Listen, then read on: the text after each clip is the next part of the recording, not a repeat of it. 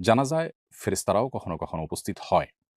এটি প্রিয় নবী সাল্লাল্লাহু আলাইহি ওয়াসাল্লাম থেকে একটি হাদিস বর্ণিত হয়েছে।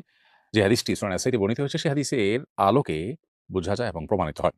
হাদিসটি সাহাবা রাদিয়াল্লাহু তাআলা বর্ণনা করেছেন যে, নবী করিম সাল্লাল্লাহু আলাইহি ওয়াসাল্লাম একটি জানাজায় যাওয়ার সময় তাকে যখন বাহনে চড়তে বলা হলো, তিনি অস্বীকার করলেন এবং জানাজা পড়ে ফেরার সময় তিনি বাহনে ঠিকই চড়লেন। যখন তাকে জিজ্ঞাসা করা হলো যে, "আপনি ১ম এ বাহনে কেন চড়তে চাননি?" তিনি তখন বললেন, "এই জানাজায় বিপুল পরিমাণ ফেরেশতারা উপস্থিত হয়েছেন এবং সমস্ত শূন্য জায়গাগুলো ফেরেশতায় পরিপূর্ণ ছিল। এজন্য আমি বাহনে চড়তে চাইনি।"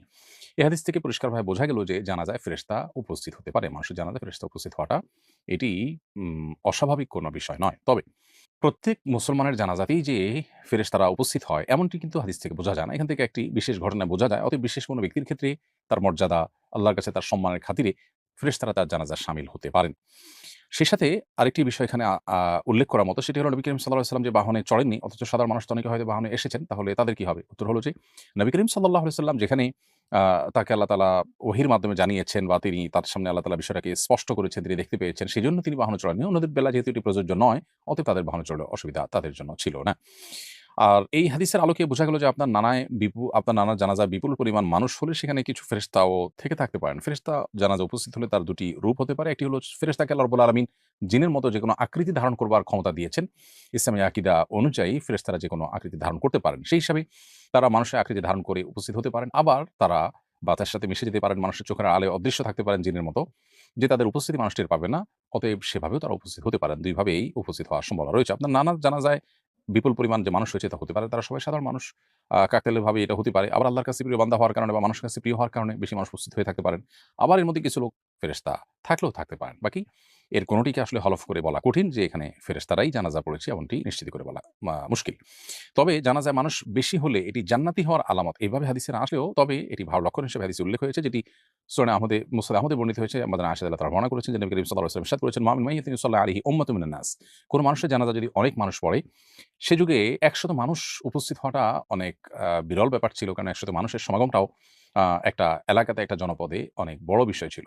তো সেই ফিগারটা উল্লেখ করে আমাদের আয়েশা বর্ণিত হাদিসে নবী সাল্লাল্লাহু আলাইহি ওয়াসাল্লাম বলেছেন যে, এরকম অনেক মানুষ উপস্থিত হয়ে ১০০ মানুষ উপস্থিত হয়ে যদি তার জন্য সুপারিশ করে, তাদের সুপারিশ গ্রহণ করা হয়। তার মানে বেশি মানুষ মুসলমানদের জানাজাতে শামিল হলে কোন ব্যক্তির, সেটি তার আ পক্ষে আল্লাহ তাআলার দরবারে যে সুপারিশ করা হয় সেটি কবুল হওয়ার লক্ষণ বা আলামত। এটি সৌভাগ্যবান মানুষের একটি চিহ্ন বলা যেতে পারে। তবে চিহ্ন বা আলামত দিয়েই সবসময় মানুষের চূড়ান্ত ফায়সালা করা যায় না। আমরা শুধুমাত্র সুধারণা করতে পারি। এরপরের প্রশ্ন হলো, মোজার উপরে মাসা করার বিধান জানতে চাই। কি ধরনের মোজার উপরে মাসা করা যাবে?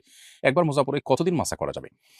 আহ এর উত্তর হলো যে, মোজার উপর মাসা করার এই বিধানটি আহলে সুন্নাহ জামাতের একটি আলামত। যারা জান্নাতের আ পথযাত্রী এবং নবী সাল্লাল্লাহু আলাইহি ওয়াসাল্লামের ভাষায় যারা আ আ যারা হকপন্থী এবং নবী সাল্লাল্লাহু আলাইহি ওয়াসাল্লামের ভাষায় যারা সাহায্যপ্রাপ্ত দল এবং যারা ফিরকায়ে নাজিয়াহ বা আখিরাতে মুক্তি পাবে, সেই মানুষগুলোর বৈশিষ্ট্য হলো তারা আহলুস সুন্নাহ ওয়াল জামাআহ, আ সুন্নাতে রাসূলের অনুসারী এবং সাহাবায়ে কেরামের জামাতের অনুসারী।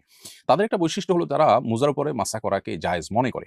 অর্থাৎ একজন মানুষ পূর্ণাঙ্গ ওযু করার পর, যে ওযুতে হাত মুখ ধুয়েছেন, পাও ধুয়েছেন, আ মাথা মাসাজ করেছেন, পূর্ণাঙ্গ ওযু হয়েছে। ওযু অবস্থায় তিনি যদি মুজা পরেন এবং সেটা পরে তিনি যদি আ ২৪ ঘন্টা পর্যন্ত এটা পরিধান করা অবস্থায় থাকেন, না খুলেন, তাহলে এর মধ্যে যতবার তিনি ওযু করবেন, পাও ধোয়ার জায়গায় পাও না ধুয়ে ভিজা হাত পায়ের উপরে, মোজার উপরে মাসাহ করে নিলেই হবে। উপরের অংশে শুধু একটু টেনে নিলেই চলবে ২ পায়ে ২ বার ২ হাত দিয়ে।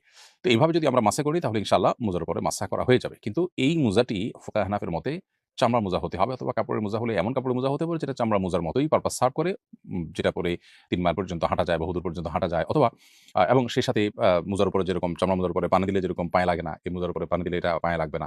আজকাল যে সমস্ত আপনার সুতার মোজা পাওয়া যায় বা কাপড়ের মোজা পাওয়া যায়, সে সমস্ত মোজাগুলো আসলে এই পারপাস সার্ভ করে না। এইজন্য ফুকাহে হানাফির মতে এই মোজার উপর মাসা করা চলবে না। যদি এ সম্পর্কে সৌদির উলামা ইকরাম বা হাম্বলী মাযহাবের উলামা ইকরাম তাদের মত ভিন্ন। তারা মনে করেন যে এই মোজাগুলোর উপরে মাসা করা চলবে। আর মাসাটা আমরা যখন নিজ ঠিকানায় থাকবো তখন ২৪ ঘন্টা পর্যন্ত আমরা মাসা করতে পারবো। আর যদি সফরে থাকি তাহলে ৩ দিন ৩ রাত পর্যন্ত মাসা করা যাবে। এবং এটা শীত, গরম সব মৌসুমে করা যাবে এবং মাসা করার কারণে কোনো সওয়াবের কমতি হবে না। অতএব পবিত্র অবস্থায় মোজা পরার পর আমরা এই মাসা করার সুবিধাটা পাবো। এবং এটার মেয়াদ শেষ হয়ে গেলে আবার মোজা খুলে পূর্ণাঙ্গ ওযু করে আবার আমরা চাইলে মোজা করে তার উপরে যতবার ওযু করব মাসা করে নিলে চলবে পায়ে ধোয়ার